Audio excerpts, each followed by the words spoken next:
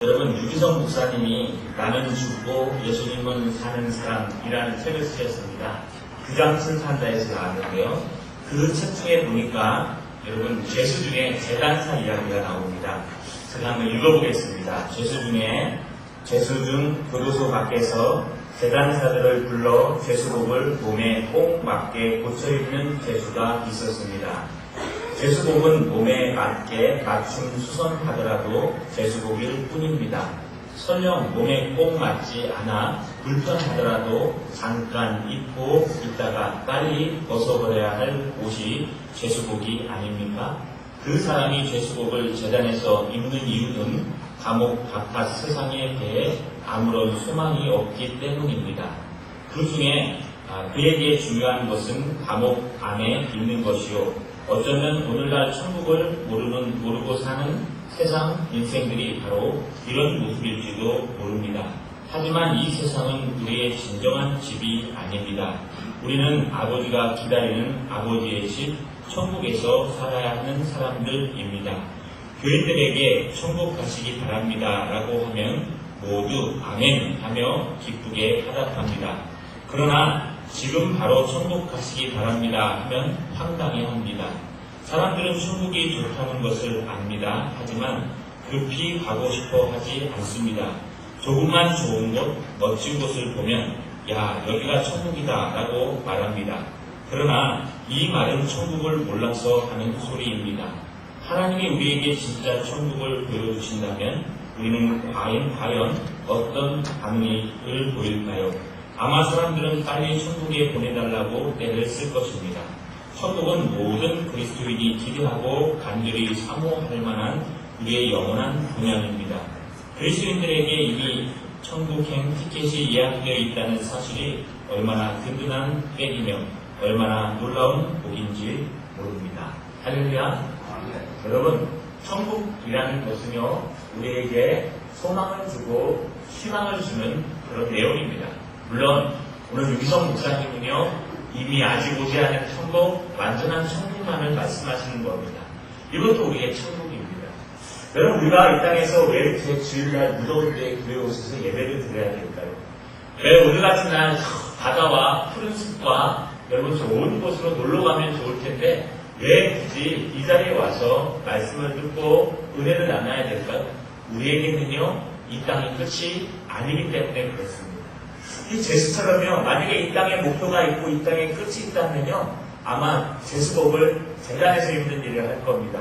이 땅이 끝이니까 나는 이 땅에서 잘 먹고 잘 살고 큰 명예를 얻는 것이 목표이기 때문에요, 더 이상 여러분 다른 하나님의 나라를 위해서 희생하거나 예배드리지 않을 겁니다. 그러나 우리는 다릅니다.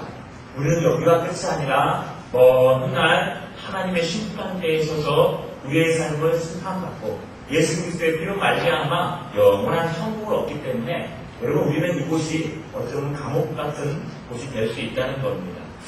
제가 오늘 사도 베드로의 편지를 들고 나왔습니다.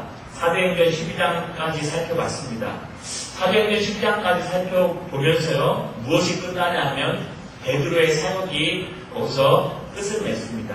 끝났다는 얘기는 베드로가 더 이상 사역하지 않는다는 얘기가 아니고요. 여러분, 베드로가 이제 성경 가운데서 물러납니다. 이제 바울이 주인이 되어서요, 바울이 이방인에게 복음을 어떻게 증거하는지 증거되기 때문에 사도행전 12장 이후로는요, 베드로가 잘 등장하지 않습니다. 그래서 이쯤에서 저는 베드로의 서신을 통해서 과연 베드로가 어떤 마음으로 사역했을까 한번 살펴보려고 합니다. 여러분, 역사서를 잘 보시면 베드로가 어떻게 행동했는가, 베드로가 어떻게 살아갔는가, 어떤 위대한 일에 동참했는가는 잘 기록되어 있는데요, 그 위대한 일에 동참하는 베드로의 심령과 마음은 잘 알 수가 없습니다. 그냥 추측할 따름입니다. 그러나 서신서를 잘 보시면요, 베드로가 그 순간순간 어떻게 생각했고 어떤 마음을 갖고 있고 어떤 뜻으로 행동했는지 우리는 잘 알 수가 있습니다. 저 여러분, 한 20번 정도 나눌 것 같습니다. 8장으로 되어 있는데요, 베드로 전서를 통해서 우리가 이 시대의 대단한 사도, 이 시대의 위대한 사도의 음성을 듣고 그런 은혜를 나누시는 저와 여러분 되시기를 주님의 이름으로 축원합니다. 여러분, 베드로에 대해서 한번 쭉 훑어보겠습니다. 그냥 세 가지로 얘기하면 될 것 같습니다. 제가 베드로를 연구하면서 느낀 것은요, 정말 대단한 사도다. 여러분, 베드로를 우리가 뭐라고 부릅니까? 베드로를 예수님의 12사도요, 12제자 중에 뭐라고 얘기합니까? 수제자라고 얘기합니다. 여러분, 왜 베드로를 수제자라고 얘기할까요? 성경에 한번 뒤져보십시오. 베드로가 수제자라고 나와 있는 곳이 한 군데라도 있는지. 여러분, 단 한 군데도 베드로가 수제자라고 등장한 적은 한 번도 없습니다. 이 수제자라는 뜻은요, 카톨릭에서 이제 베드로를 교황시하기 위해서 만든 뜻이기도 하고요. 또 하나는요, 교부들이, 초대교회 교부들이요, 베드로의 일대기를 연구해 보니까 다른 제자들보다 훌륭하고 더 경험도 많고 더 형이고, 그래서 베드로를 예수님의 수제자라고 이름을 붙인 것입니다. 그래서요, 베드로는 수제자야 그러면은 성경적인 얘기는 아닙니다. 하지만 누구나 인정하는 얘기입니다. 여러분, 베드로가 어떤 사람이었을까요? 베드로는요, 예수님의 영광을 그 누구보다도 어떤 제자보다도 더 많이 경험했던 사람입니다. 갈릴리 어부 출신으로요, 열심히 살다가 어느 날 예수님께서 찾아오셔서 네가 나를 따르라, 내가 사람을 낳는 어부가 되리라. 그 말씀 한 구절에 순종함으로 말미암아 베드로가요, 예수님을 따라서 살아갑니다. 여러분, 베드로가 얼마나 영광스러운 경험을 많이 했을까 다 알 수는 없지만 간단히 몇 가지만 살펴보면 요즘 기적을 행할 때 베드로가 대부분 다 옆에 있었습니다. 기적을 행할 때 베드로가 거의 다른 제자들보다 더 정확하게 예수님 측근에 있었습니다. 오병이어의 기적, 베드로는 어디 있었을까요? 아마 떡을 나눠주고 있었을 겁니다. 물고기를 나눠줄 겁니다. 떡 5개가 여러분 수천 명을 5천 명을 먹이네. 물고기 2마리로 5천 명을 먹이고도 많네 하는 그런 놀라운 역사를 경험했습니다. 베드로는 또 경험한 게 있습니다. 아주 중요한 시기에는요, 예수님께서 베드로와 요한과 다른 한 사람을 데리고 올라갑니다. 변화산상에 올라간 거 기억하시죠? 그냥 민둥산인데요. 그 위에 올라가서 변모한 모세와 엘리야를 보고요, 예수님을 바라보면서 너무 좋았어. 그 땅에서 성공을 경험해서 예수님, 우리 이제 내려가지 맙시다. 여기서 그냥 삽시다. 민둥산입니다. 여기서 삽시다 하고요, 그 부활을 경험했던 사람입니다. 여러분, 베드로는요, 심지어는요, 예루살렘으로 올라가는 도상에서요, 주는 그리스도시요 살아계신 하나님의 아들입니다 고백함으로 말미암아 너의 그 믿음 위에 음부의 권세가 이기지 못하는 뭐가 쓴다고요? 교회가 세워지려. 여기서 처음으로 교회라는 단어가 신약에 등장합니다. 여러분, 베드로는요, 그가 영광을 경험한 걸 생각하면요, 이 땅에 어떤 사도도 베드로만큼 그런 영광스러운 하나님의 나라와 주님과 영적인 경험을 한 사람이 없습니다. 여러분, 베드로는 부활하신 주님도 보았습니다. 승천하신 주님도 보았습니다. 그러나 여러분, 베드로는 꼭 그렇지만 않습니다. 베드로에게 또 하나 경험이 있는데 무슨 좌절하는 경험입니다. 여러분, 베드로가 무슨 좌절을 했을까요?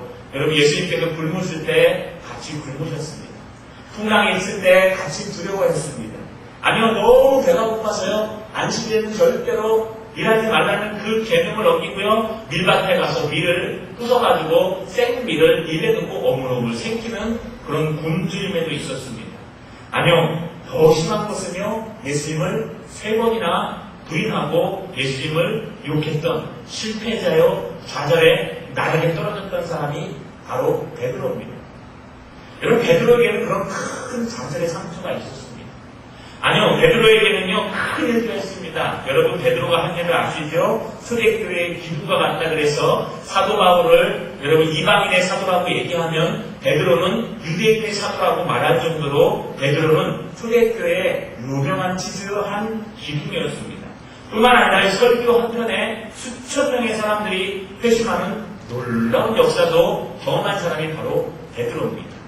여러분뿐만 아니라 우리가 읽었던 것처럼 감옥에서 탈출하기도 하고요. 그 베드로의 옷만 갖다, 속수건만 갖다 걸쳐도요, 수많은 병자들이 낫는 위대한 역사들, 성전 미문의 안전대기를 고치는 위대한 기적들을 행했던 사람이 베드로입니다.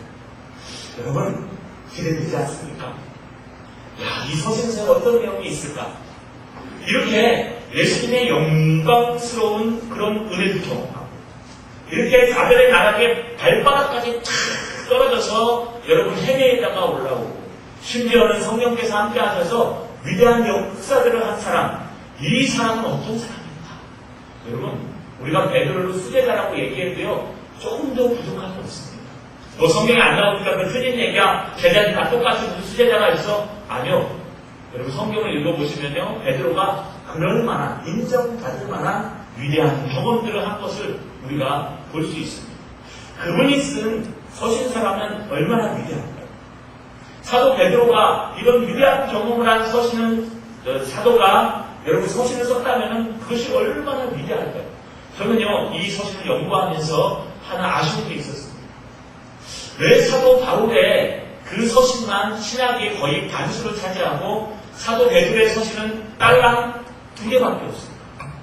사도 베드로가 어쩌면 우리들에게 더 맞을 수 있습니다.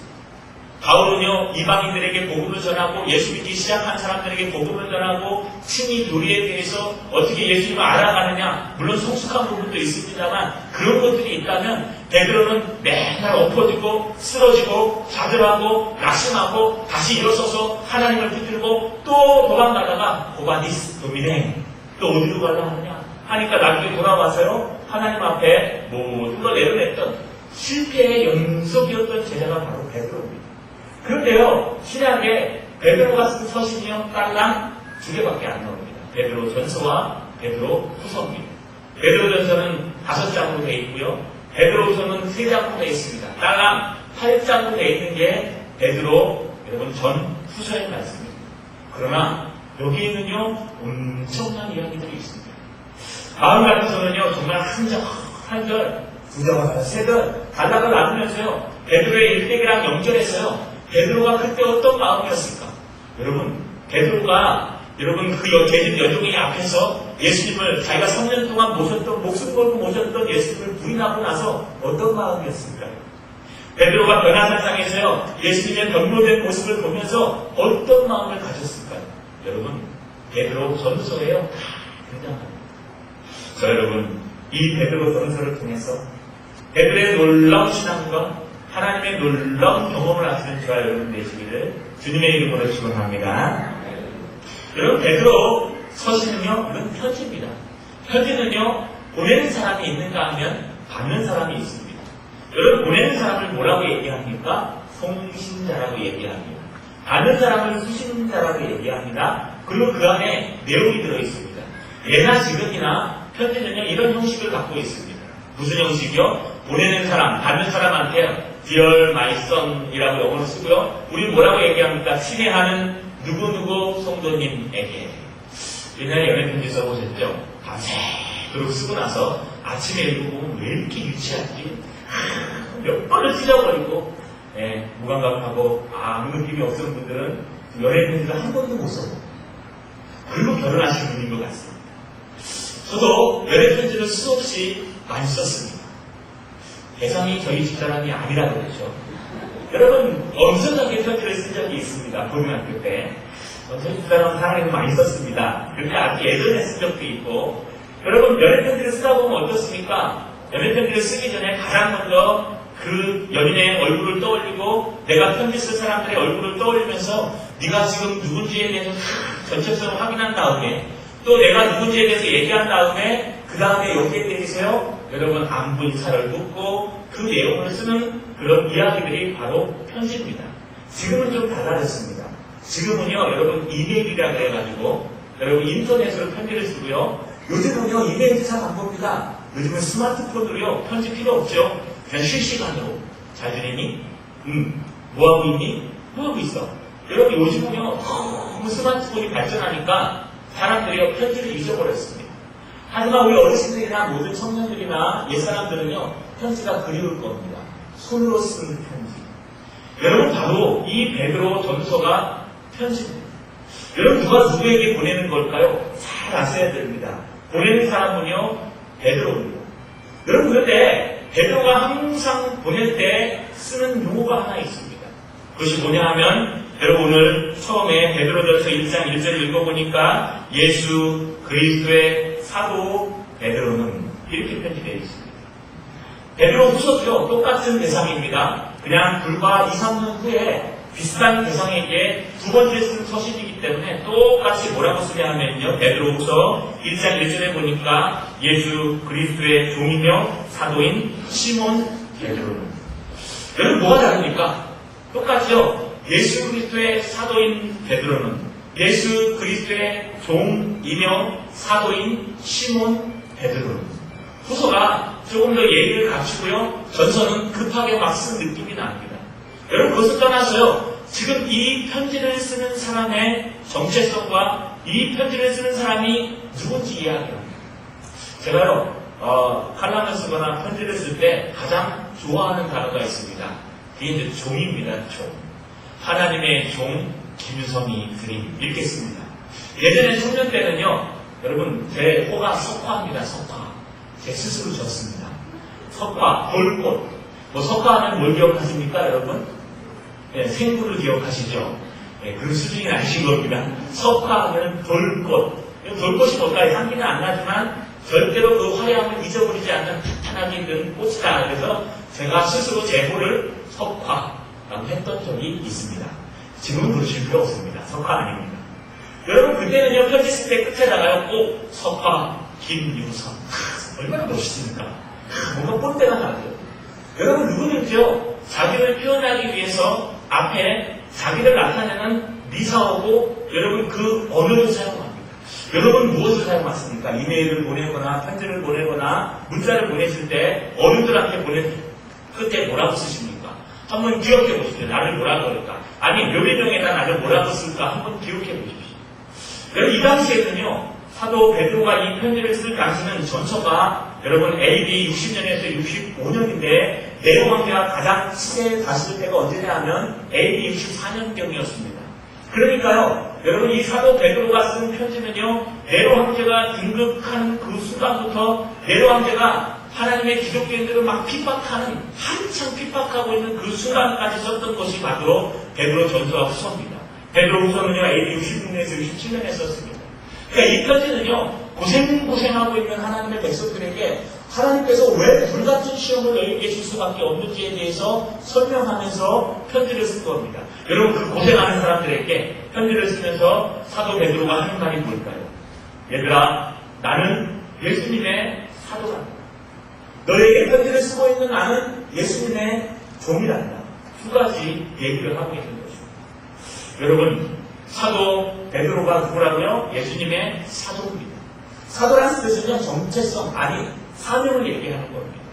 여러분 제자와 사도의 차이점이 뭘까요? 한번 생각해 보셨습니까? 여러분 12사도라고 그러죠? 12제자라고도 합니다. 그런데 제자들이 12명만 있는 게 아닙니다. 70인의 제자도 등장하고요. 훗날 많은 제자들이 등장합니다. 왜 누구는 제자라고 그러고 누구는 사도라고 얘기할까요? 여러분 사도는요 이미 끝난 직책입니다. 사도는요 무엇입니까? 예수님이 부르는 12명 나중에 베드로와 바울과 또 마띠아가 선출된 그것까지 합쳐서 사도라고 칭하고요. 그 이후에는 사도가 없습니다. 요즘 서울에는요 신사도 운동이 일어났습니다. 목회자들이요 자기가 주님이 보내신 사도라고 12사도에 들어가는 사도라고 후에 사도라고 얘기하면서 자기 말을 듣지 않으면 곧 죽을 것이다 라고 얘기하는 그런 말들을 합니다. 절대 믿지 마십시오. 목자도 성도입니다. 여러분 사도는요 12명과 바울과 그 모든 사람에서 다 끝났습니다. 사도를 주신 이유가 있습니다. 사도는 사명을 얘기합니다. 사도가 해야 될 일은 뭘까요? 아포스텔로라는 말을 쓰는데 보내심을 받은 자라는 뜻입니다. 예수님께서 뽑으셔서 그 사람을 여러분 모든 사람들에게 하나님의 말씀을 증언하고 예수 그리스도를 증언하라고 복음을 전하라고 뽑은 사람들이 누구냐 하면 바로 사도입니다. 여러분 시몬 베드로는 자기를 누구라고 소개하냐 하면 나는 사도입니다 라고 소개합니다. 이게 무슨 뜻일까요? 내 직책은 사도입니다. 내가 이 땅에서 마지막 죽을 때까지 해야 될 일은 바로 이 사도의 직책이라는 것입니다. 내가 이 땅에서 마지막 숨 쉬는 그 순간까지 해야 될 일은 예수님을 이 땅에 말씀을 증거하고 말씀을 기록하고 예수님을 증언하는 일, 이 일을 하는 것이 나의 임종 순간까지 죽는 그 순간까지 나의 인생의 목표요 방향이라는 것입니다. 여러분 이거 중요합니다. 우리 인생의 방향이 중요합니다. 우리 인생의 목표와 방향이 없으면요, 나중에 가면요, 다 30% 빠지게 돼 있습니다. 제가 예전에 자전거를 탔습니다. 처음 자전거를 배워서 학교 통학길에 자전거를 타고 다녔습니다. 그런데요, 이 자전거가 어느 날 갑자기 핸들 나사가 풀렸어요. 풀린 게 아니라 부러진 겁니다. 못 고친다 그러더라고요. 학교에서 집까지 와야 되는데요, 이것을 타고 올까 끌고 올까 그냥 페달을 잡으라고 하니까 내가 열심히 페달질을 하면 집까지 도착하겠지 생각하고 그 자전거에 올라타서요, 열심히 페달질을 했습니다. 갈 수 있을까요? 핸들에 조절이 안 되니까요, 지만대로 갑니다. 쭉 가다 못바닥으로 떨어지고 쭉 가다 찾기로 들어갔고 도저히 탈 수가 없어서요, 결국은 그 자전거를 끌고 집에 와서 여러분 제 일생일 최초로 첫 번째 1호 자동차를 폐차시켰습니다. 여러분 왜 폐차시켜야 될까요? 방향을 조절하지 못하면 아무리 열심히 페달질을 해도 다 무익하다는 것입니다. 우리가 방향을 제대로 잡지 않으면요, 방향을 운전하는 운전대나 방향을 흔드는 핸들이 고장나면요, 우리가 아무리 열심히 페달질을 하고 아무리 신실하게 페달질을 해도 우리는 방향이 어디로 간다고요? 전혀 다른 곳으로 간다는 것입니다. 사도 베드로는 지금 그 얘기를 하는 겁니다. 내 한 가지 인생의 목표가 있는 거예요. 내 한 가지 인생의 방향이 있는데 그것은 예수 그리스도의 사도다. 할렐루야. 여러분, 이게 사도 베드로를 만든 것이죠. 여러분 인생의 방향이 있으십니까? 여러분은 마지막 숨기는 그 순간까지 여러분 절대로 흔들리지 않는 인생의 방향을 갖고 계십니까? 여러분 갖고 계셔야 됩니다. 없다면 또 점검하고 또 점검하셔야 됩니다.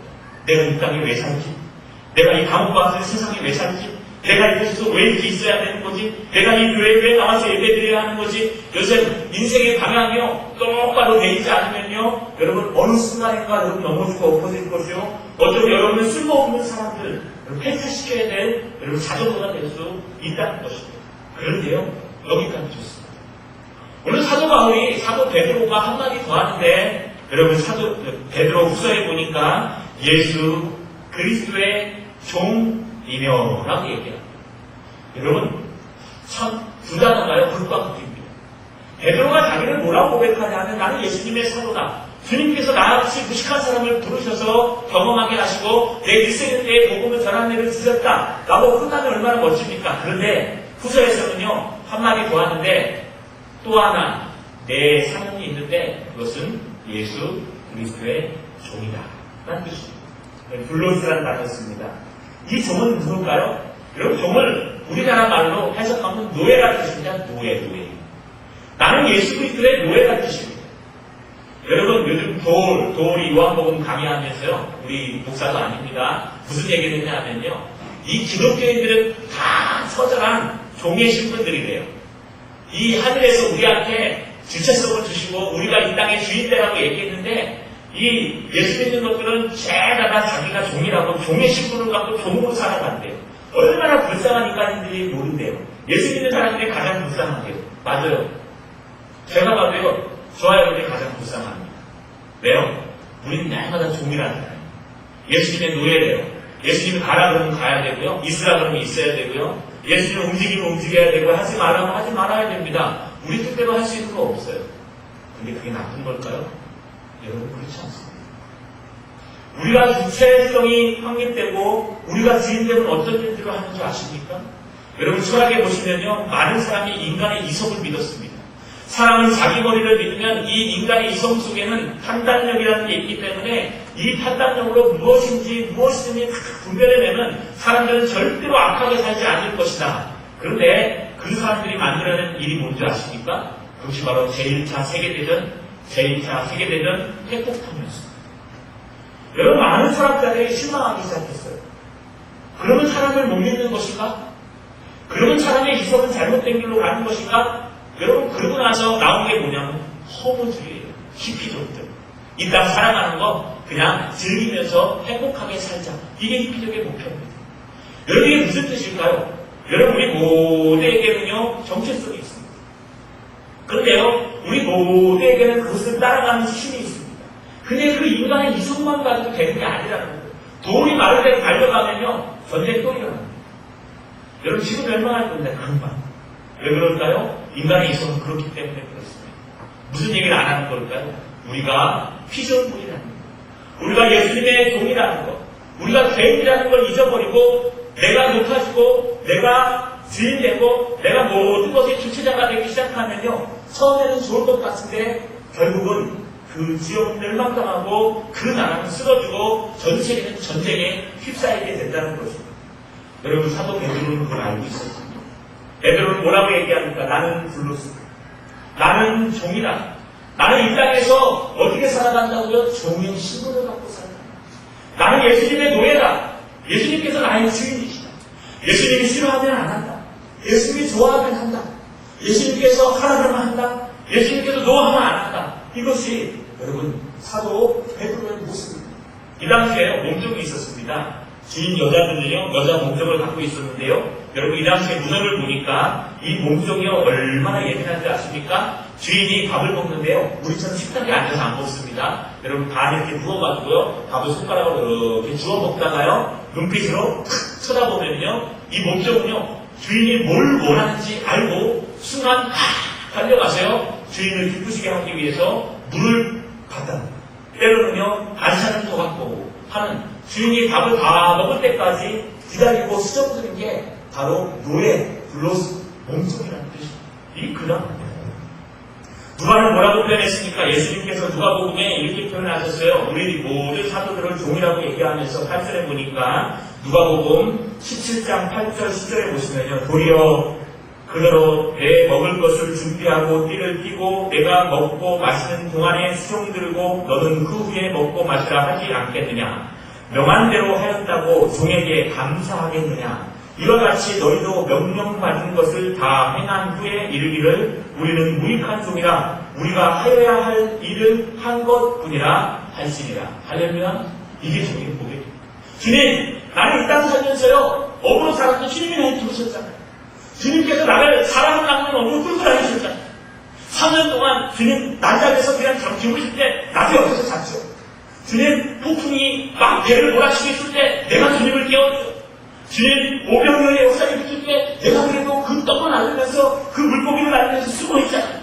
주님, 여러분 달리다가 그 소년을 일으킬 때 주님 옆에 제가 있었잖아요. 주님, 제가 전 천국을 경험했잖아요. 모세와 엘리야를 보고 얼마나 기뻐했습니까? 여러분, 이 얘기만 하면요, 우리 중에 누구도 베드로에게 대할 자가 아무도 없습니다. 여러분, 베드로는 자기 주장에도요, 아무도 누가 몰랐었습니다. 내가 이런 사람이었는데 이런 일도 하고 저런 일도 하고 내가 이런 것을 위해서 영광을 돌리고 이런 경험도 하고 이런 역사도 일으키고 나는 얼마나 대단한데 나는 정말 예수님의 시자자가 맞아. 여러분, 충분히 그럴 수 있습니다. 그리고 저와 여러분은 아무 소리도 못할 겁니다. 근데 오늘 베드로는 뭐라고 얘기합니까? 주님, 나는 무익한 종입니다. 주님, 나는 인생을 살아가면서 내 목표와 방향은 오직 예수 그리스도의 영광을 위해서, 예수 그리스도의 복음을 증언하고 증거하기 위해서 살았습니다.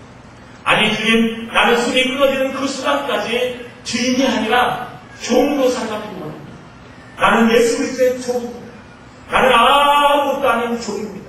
주님, 저를 종으로 대하여 주시옵소서. 저를 주님의 노예로 사용하여 주시옵소서. 이게 여러분, 일생대를 살았던 그 멋있고 큰 경험을 하고 하나님의 위대한 시혜자였던 여러분 베드로가 하는 고백입니다. 자, 여러분, 우리 한번 돌아갔으면 좋겠습니다. 여러분은 어떤 목표로 살아가고 계십니까? 여러분은 어떤 모습으로 살아가고 계십니까? 여러분 혹시 여러분을 높이고 싶지 않으십니까?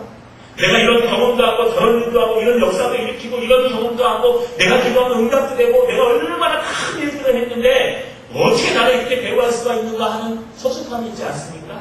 제가 요즘 그래요. 목사가요, 이게 참 선물을 받을 직업인 것 같아요. 가끔 보면, 내가 목사인데, 어떻게 저렇게 함부로 얘기할 수 있을까? 이럴 때가 있어요. 내가 목사인데 나한테 그럴 수 있을까? 딱 돌아서 은근히 제 마음속에 뭐라 그러냐면요, 죽어봐라. 하나님께서 가만 안 놔둔다. 그리고 새벽에 기도하면요, 니나 잘해라. 이게 하나님의 응답입니다. 그렇구나. 내가 그런 자그마한 행동 하나, 말 하나에 가슴 아픈 이유는 내가 주인이구나. 내가 목사님이구나. 여러분, 그럼 상처받아요. 근데요, 나 찾아보십시오. 내가 이 땅에서 예수 그리스도의 몸된 섬기는 종이다. 그러면요, 종이 여러분 어떤 얘기를 듣는다고 기분 나쁘겠습니까? 나는 종인데, 나는 그냥 예수님의 노예인데, 나는 예수 그리스도의 아무것도 아닌 그저 주님께서 움직이시고 움직이는 대로 움직이는 그런 종일 뿐인데, 나는 무익한 종일 뿐인데 무슨 사랑하는 것이 있으며 내세울 것이 있겠습니까? 여러분, 우리가 예수 그리스도를 향해 달려가는 목표가 정확하다면 무엇 때문에 흔들리겠습니까? 이 땅에 무엇이 필요하겠습니까? 자, 여러분, 우리가 베드로에게 배웠으면 좋겠습니다. 특별히 저, 그리고 이 자리에 앉는 여러분은 누구십니까? 여러분은 누구십니까? 뭘 향해서 달려가고 계십니까? 여러분의 자전거 핸들은요, 지금 어디를 향하고 계십니까? 자, 여러분, 예수 그리스도의 사명을 위해서, 예수 그리스도의 노예로 샀습니다.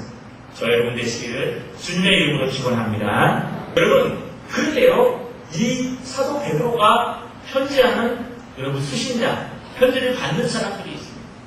근데 이 수신을 받는 사람들에 대해서요, 베드로전서 1장 1절에 보시면요, 예수 그리스도의 사도 베드로는 본도, 갈라디아, 갑바도기아, 아시아와 비두니아에 흩어진 나그네라고 되어 있고요.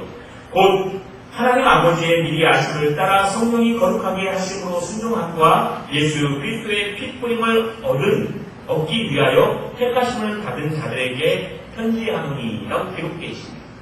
여러분, 베드로후서에 보시면요, 1장 1절에 예수 그리스도의 종이며 사도인 시몬 베드로는 우리 하나님과 구주 예수 그리스도의 의를 힘입어 동일하게 고배로운 믿음을 우리와 함께 받은 자들에게 편지하노니라고 되어 있습니다. 여러분, 이 두 구절을 한번 집에 가서 한번 읽어보시죠. 이 두 구절에 보면요, 여러분 세 가지 의미가 싹 등장합니다. 첫 번째는요, 이 사람들, 이 편지를 받고 있는 사람들이 누구냐? 그들이요, 여러분 흩어진 나그네라는 거예요. 현실적으로 볼게 흩어진 나그네라는 겁니다. 여러분 누가 등장합니까? 예수 그리스도의 사도 베드로는 본도, 갈라디아, 갑바도기아, 아시아와 비두니아에 흩어진 나그네라고 기록되어 있습니다. 여러분 이 지역은요, 소아시아의 여러분 5대 도시라고 얘기합니다. 여러분 아시아라고 하면 우리 아시아가 아닙니다. 우리 성경이 읽을 때 아시아라 그러면요, 아시아 주를 얘기합니다. 이 당시에 아시아라는 이름을 가진 주가 있었습니다. 그 아시아에 있는 5대 도시가 바로 여기 나열된 도시입니다. 여러분 이곳에 여러분 사도 베드로가 편지를 보냅니다. 그런데요, 이곳에 편지를 보내면서 뭐라고 기록하냐 하면 흩어진 나그네라고 기록합니다.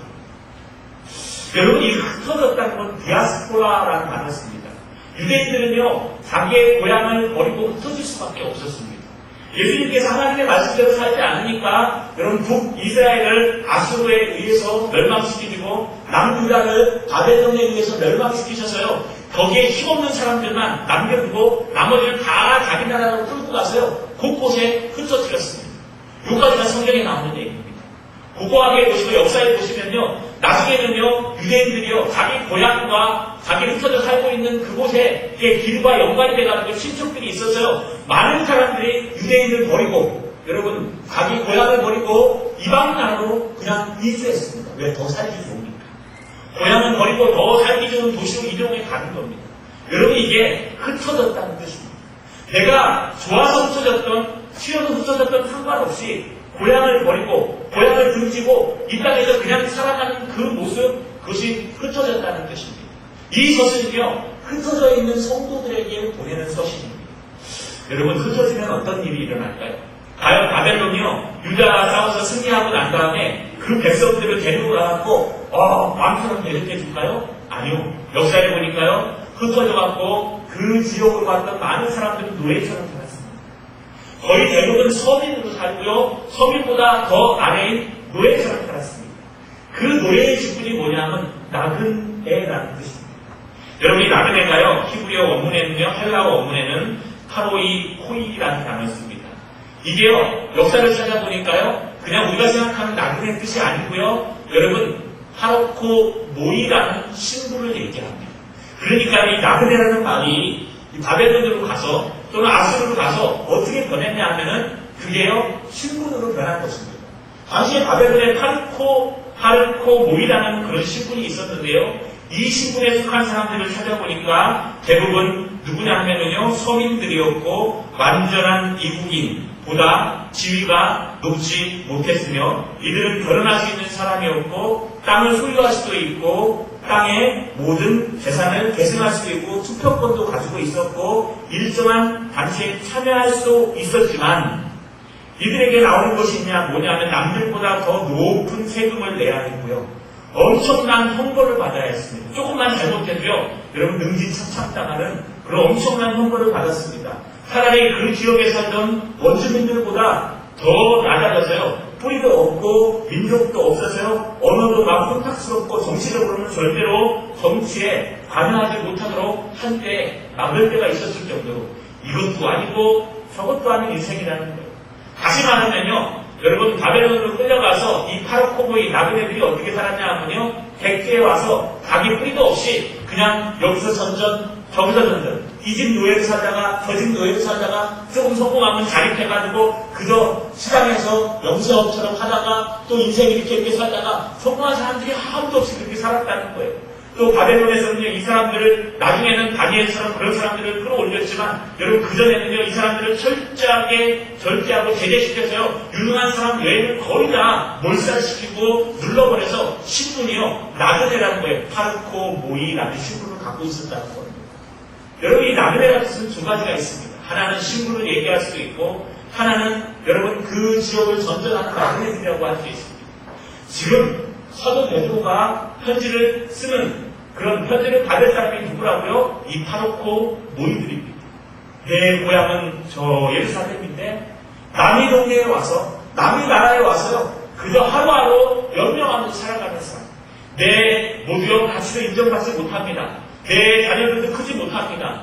내 모든 이익도 다 주인이 뺏어갑니다. 나는 그저 하루하루 살아가면서요 이 땅에서요 뭐 원주민도 아니고 또 바벨론의 시민도 아니고 아니 로마의 시민도 아니고 그 중간에서요 애매모호하게 살아가는 그저 객들을 얘기하고 아마 오늘날도 얘기하면요 외국인 노동자들 전부 될 겁니다. 외국인들이요 자기 나라에 돌아가면 한국 얘기합니다. 그 외국인들이 이 파르코 모입니다.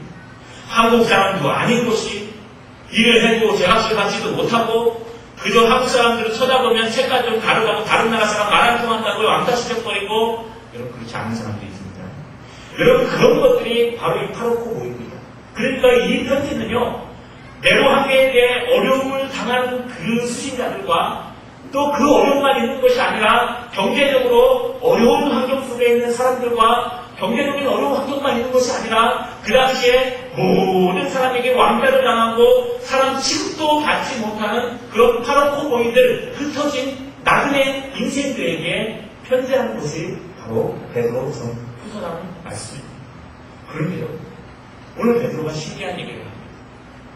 네가 눈을 떠서 현장을 보고 지금 상황을 보면 너는 파르코 모이다. 너는 디아스포라 파르코 모이다. 흩어진 나그네들이다. 그런데 사도 베드로는요, 그들에게 영적인 눈을 띄워주기 시작합니다. 그게 뭔지 아십니까? 오늘 1장 1절에 보니까 곧 하나님 아버지의 미리 야심을 따라 성령이 거룩하게 하심으로 순종함과 예수 그리스도의 피 부림을 얻기 위하여 택하심을 받은 자들에게 편지하느니. 할렐루야. 여러분, 너희가 너희 현장을 보고 너희가 너희 현실을 보면 그저 로마의 5대령 가운데 있는 파르코 모이들 흩어진 나그네들이다. 그냥 처절하게 살아가는 동물만 치고 살지 못하는 그런 처절한 인생들이다. 그런데 그게 아니라는 겁니다. 너희가 신앙적으로 영적인 눈을 뜨라는 겁니다. 너희가 신앙적으로 볼 때 너희는 누구라고요? 택함을 받은 백성들이라는 겁니다. 할렐루야. 여러분 눈을 뜨고 현실을 보면은 악하고 답답하고 아무것도 않고 탁 집어버리고 싶지만 네가 신앙적으로 하나님을 보고 예수 그리스도를 보고 성령 하나님을 보시면 너는 대개 하나 만에 하나 하나님 앞에 선택받은 택하신 백성이라는 것입니다. 여러분 근데 누가 택해요? 하나님께서 하나님 아버지가 미리 아심을 따라 하나님께서요 저와 여러분 이 파르코 모이들을 만세 전부터 선택하셨습니다. 그걸 따져야 되죠. 하나님 이게 뭡니까? 네? 하나님 이게 뭡니까?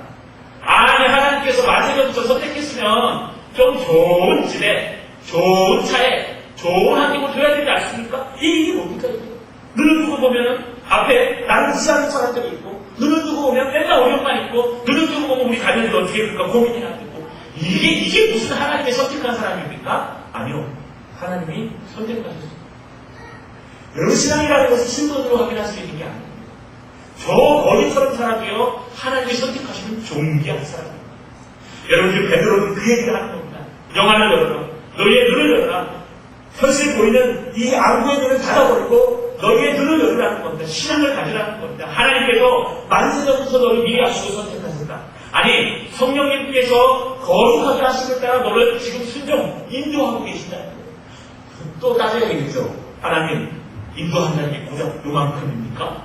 하나님 인도한다는 게 고작 남의 나라에 종살이 하는 겁니까? 하나님, 성령으로 저를 인도해요? 인도한다는 게 고작 이런 모습으로 살아가는 겁니까? 아이고, 하나님 인도는 개뿔. 죄송합니다. 근데 이 집사람이 아주 선량한 어른을 쓰라고 그랬는데, 제가 좀 무식해가지고요, 무식한 어른을 쓴다는데, 계속해서 그래요. 없는데도 얘기하면 막 욕도 나옵니다. 나중에 뒤에 가서 제가 재미난 얘기를 많이 해드릴게요. 여러분, 얼마나 따질 게 많습니까? 눈을 뜨고 현실을 말하고 무슨 성령이 우리를 인도해요? 우리 답답해 죽겠는데, 근데 눈을 감아보십시오. 현실을 보지 마시고 하나님을 보십시오. 성령께서요, 이전에도 지금까지도 인도하셨다는 거예요. 심지어는요, 예수님께서 우리를 용서하는, 구속하시는 핏뿌림을 받은 사람들이라는 거예요. 지금 사도 바울 베드로는 그 얘기하는 거예요. 너희가 현실적으로 보는 타르코베이처럼 이렇게 어려운 환경과 어려운 상황과 무시당하는 환경과 이런 모든 낙심하는 흩어진 나그네처럼 살아가고 있지만 너희가 눈을 감고 신앙으로 하나님을 바라보라는 거예요. 성령께서 어떻게 인도하실지 보라는 겁니다. 예수 그리스도께서 너를 향해서 십자가에 달려 돌아가신 그 상황을 보라는 겁니다. 그러면 우리는 누구라고요? 한 사람은 주님께서 선택받은 사람이다. 할렐루야. 여러분, 이것이 바로 베드로가 얘기하는 거예요. 여기서 끝날까요? 여러분, 베드로후서에 보니까요, 1장 1절, 예수 그리스도의 종이며 사도인 시몬 베드로는 우리 하나님과 구주 예수 그리스도의 은을 힘입어 동일하게 보배로운 믿음을 우리와 함께 받은 자들에게 편지하노니. 너희에게 받은 게 있다는 거예요. 너희는 하나님께서 선택한 사람일 뿐만 아니라, 삼위 하나님께서 너희를 선택한 사람일 뿐만 아니라 너희에게 주신 아주 소중한 보물이 있는데, 그게 뭐라고요? 보배로운 믿음이라는 거예요. 할렐루야.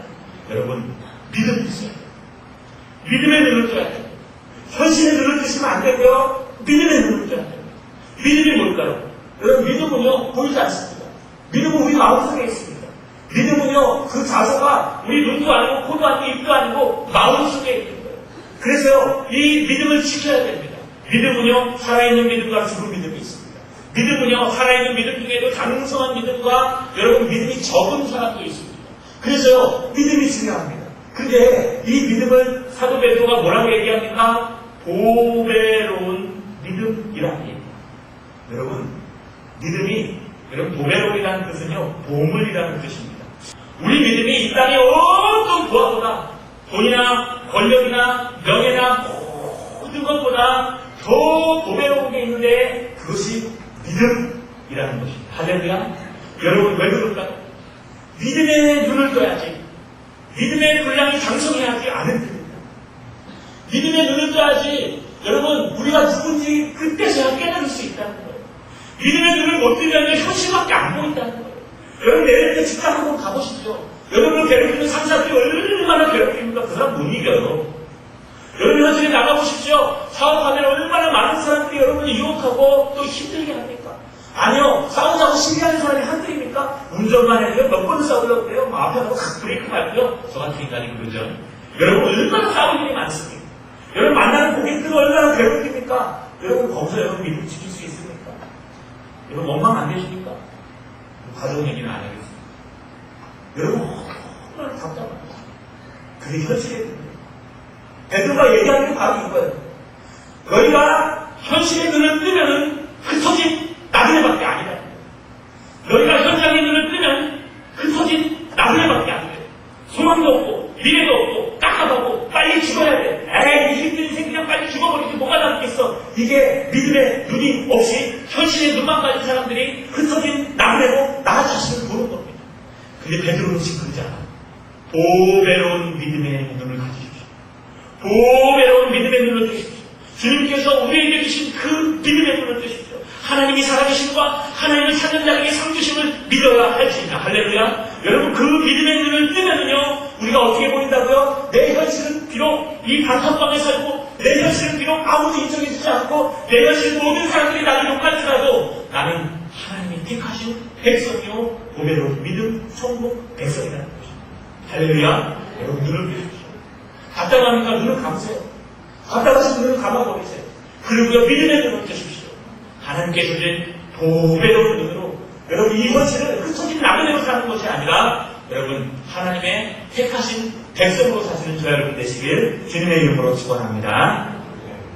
여러분 그러면서요 이 사도가 여러분 이 흩어진 나그네 이 처절하게 살아가는 성도들에게 편지하는 가장 첫 번째 인사말이 있습니다. 여러분 이걸 인사말로 그냥 넘기시면 안 됩니다. 왠지 아십니까? 여러분 지금 뭐라고 얘기하냐면 1장 2절에 보시면요 은혜와 평강이 너희에게 더욱 많을지어다 라고 얘기하고요 베드로후서 1장 2절에 보시면 하나님과 우리 주 예수를 알므로 은혜와 평강이 너희에게 더욱 많을지어다 라고 기록되어 있습니다. 사도 바울도 은혜와 평강이 너희에게 있을지어다, 요한도 은혜와 평강이 너희에게 있을지어다. 그래서 많은 사람들이 뭐라고 해석하냐 하면 이 당시에 편지를 쓸 때 가장 처음 인사가 은혜와 평강이 너희에게 있을지어다 라고 해석합니다. 잘못된 해석입니다. 이 당시에 헬라어 사람들, 여러분 헬라 사람들이 편지를 쓸 때 가장 많이 하는 인사가 뭔지 아십니까? 기쁨을 누리시기를 바랍니다. 이걸 정석적으로 해석하면 행복하시길 바랍니다. 또 이 당시에 인기 있던 인사가요, 복 받으시길 바랍니다. 우리나라에 얘기하면 부자 되세요. 할렐루야. 부자 되세요. 아, 역시 우리 교회는 믿음의 분들이 강해서. 여러분, 이 인사가 가장 유행이었습니다. 이 당시에 편지 쓰는 세상 사람들이 뭐라고 썼냐 하면요, 누가 누구에게 편지하느니 하는 걸 뭐라고 썼냐 하면, 여러분 행복하시길 바랍니다. 부자 되세요. 이게 인사말이었어요. 그런데 유독 사도들은요, 성도들에게 편지 쓸 때요, 베드로도, 요한도, 여러분, 바울도 뭐라고 썼냐 하면, 은혜와 평강이 너희에게 풍성하기를 원하노라. 할렐루야. 여러분, 행복과 복, 안녕과, 지금 은혜와 평강이 어떻게 다른가요? 이것을 오늘 다 해석하면 아마 정신을 못 드실 겁니다. 그래서 아주 간단하게 해석하면요, 은혜라는 뜻은 카리스라는 단어였습니다. 이건 무슨 뜻일까요? 여러분, 은혜라는 언제 사용할까요? 도저히 받을 수 없는 사람이 도움을 받았을 때 은혜라고 얘기해요. 도저히 자격이 안 되는 사람이 여러분 그 위치에 섰을 때 은혜라고 얘기해요. 이게 바로 은혜입니다. 그래서 은혜를 받으실 때는요, 낮아져야 된다고 말씀드렸습니다. 우리가 전적으로 타락한 것, 죄인 것을 깨달아야 비로소 우리가 그리스도의 은혜로 확립하게 하는 거예요. 여러분 뿐만 아니라요, 은혜라는 단어는요, 은사라는 단어로 씁니다. 성령께서 우리에게 주신 은혜를 얘기합니다. 뭐 감정도 괜찮아요. 아, 오늘 은혜가 많았습니다. 오늘 은혜롭습니다. 이것도 은혜입니다. 여러분, 베드로가 얘기하는 것은 행복하시죠가 아닙니다. 베드로가 얘기하는 것은요, 여러분 파라코이 그 흩어진 나그네 신분에서 막 올라가서 저 정치 큰 사람이 되십시오 할렐루야 이거 아닙니다. 여러분 대강 맞아가지고 여러분 부자 되세요 이것도 아닙니다.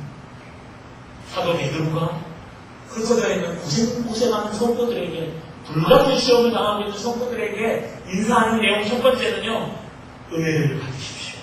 할렐루야. 은혜를 받으십시오. 복 받지 말고 은혜를 받으십시오. 여러분 행복하시지 마시고 은혜를 받으십시오. 내가 어떤 환경에 있을지라도 절대로 하나님을 포기하지 않는 은혜. 그러면 뭐가 오는지 아십니까? 에이벤의 평강이 옵니다. 우리의 평강은 돈으로 결정되는 게 아닙니다. 우리의 평강은 명예와 권력으로 결정되는 게 아닙니다. 우리의 평강은요, 보배로운 믿음으로, 우리의 평강은요, 하나님이 주시는 그 놀라운 은혜를 경험할 때 정말 우리에게 평강과 평안이 오는 것입니다. 저 여러분, 무엇을 바라고 달려가고 계십니까?